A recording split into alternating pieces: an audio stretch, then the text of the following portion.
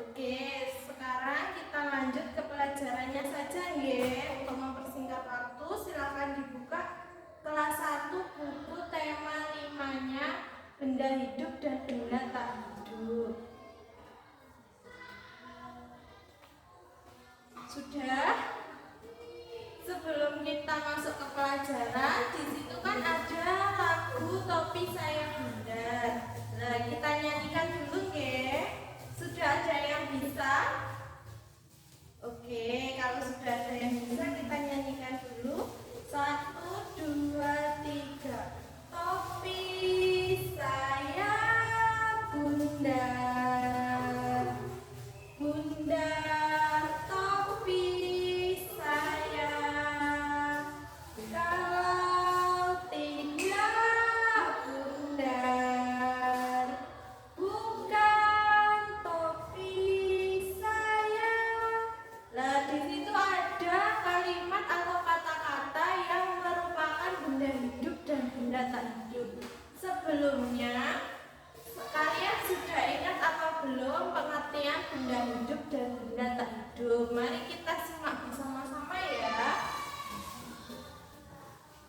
Benda hidup adalah benda yang dapat bergerak, berkembang, biak dan beradaptasi dengan lingkungan. Contohnya adalah hewan seperti sapi, kerbau, ayam, kambing, kucing, dan lain-lain. Kemudian yang kedua tumbuhan seperti bunga mawar, bunga melati, pohon jati, pohon mahoni, dan manusia. Manusia itu seperti kita dapat berkembang, biak, beradaptasi dengan lingkungan, dan bergerak. Kemudian kalau benda tak hidup merupakan benda yang tidak dapat bergerak, berkembang biak, dan tidak dapat beradaptasi dengan lingkungannya. Seperti boneka, mobil, mainan, meja, kursi itu tidak dapat bergerak kalau kita tidak gerakan atau kita tidak memberi sentuhan ke benda tersebut. Oke, selanjutnya di sini ada lagu Topi Saya Bunda. Apa ya kira-kira benda yang bergerak atau benda hidupnya dan benda tidak hidupnya? Ada yang tahu? Ya, benda hidupnya adalah saya. Saya ini tergolong manusia, jadi dapat bergerak, berkembang biak, dan dapat beradaptasi dengan lingkungan. Kalau benda tak hidupnya adalah topi. Topi tidak dapat bergerak, tidak dapat berkembang biak, dan tidak dapat beradaptasi dengan lingkungan. Apa sih sebenarnya fungsi topi?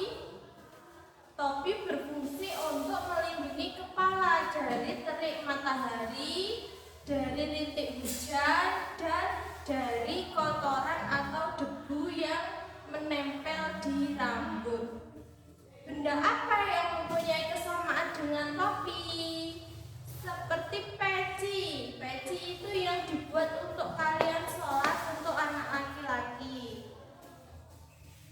Kita sudah mengidentifikasi benda hidup dan benda tak hidup. Sekarang dibuka buku halaman 5. Di situ ada macam-macam gambar tentang benda hidup dan benda tak hidup. Ini ada gambar nomor 1.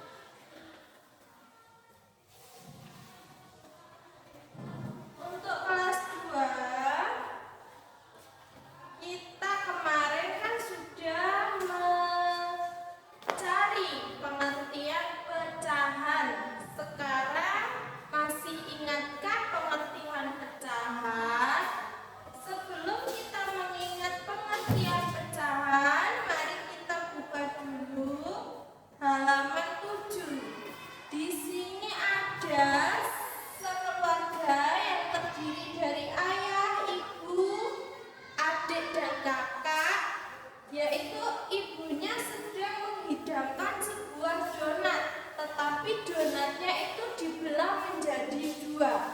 Apakah itu termasuk bentuk pecahan atau tidak? Sebelum itu kita ingat dulu pengertian pecahan. Pecahan berarti bagian dari keseluruhan yang sama. Bilangan pecahan disajikan A per B, dibaca A per B. Bilangan A sebagai pembilang, sedangkan bilangan B sebagai penyebut. Kemudian kita buka halaman 8. Ibu menghidangkan 3 buah kue donat. Setiap kue dipotong menjadi 2 potongan sama besar.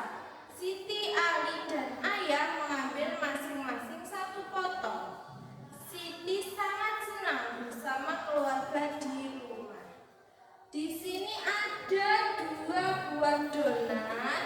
Yang donat pertama dipotong menjadi 2 bagian, tapi 2 bagiannya ini terpotong sama besar. Apakah ini termasuk pecahan? Kalau iya, mengapa? Ya, ini termasuk pecahan karena dia mempunyai bentuk dan ukuran yang sama besar. Kalau yang kedua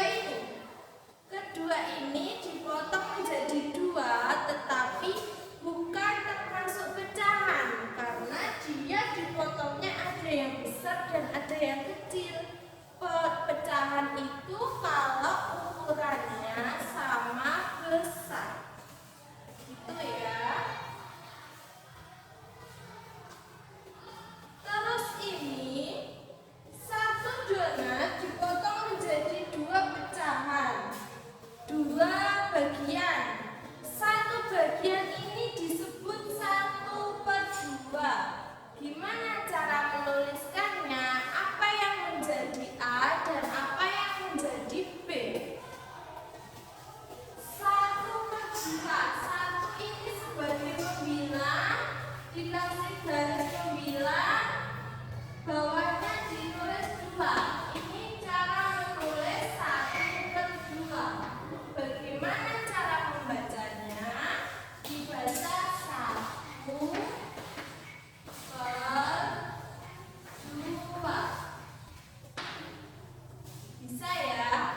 Jadi 1 per 2 itu terjadi apabila 1 buah benda dibagi menjadi 2 dan sama besar. Setelah kalian mempelajari ini, silakan dikerjakan halaman 10 dan halaman 11. Nanti di arsir yang menunjukkan pecahan 1 per 2. Jadi mengarsirnya adalah 1 bagian